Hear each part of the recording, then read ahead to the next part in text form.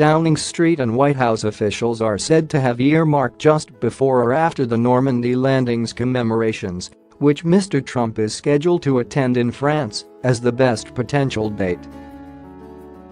Crowds of protesters are likely to greet the billionaire if, as predicted, he is given the full treatment of a state banquet at Buckingham Palace and a carriage procession down the Mall, such as Barack and Michelle Obama enjoyed in 2011. Theresa May sparked controversy by immediately promising Mr. Trump a state visit shortly after he was elected in November 2016. But his first presidential trip last July was downgraded to a working visit amid fierce opposition from MPs and the public. An official announcement is expected in April once the Queen has issued a formal invitation, according to a report yesterday. Logistically, it would make sense if the president attends a state visit in June because he's planning to be in France for the D-Day anniversary, an official was quoted as saying.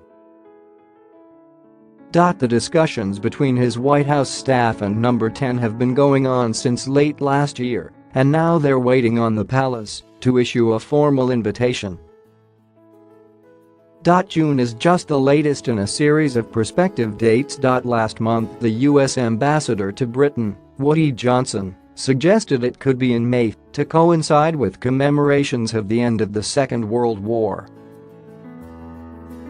Downing Street yesterday stuck to its long-held position that the invitation remained open, but insisted no date had been fixed yet.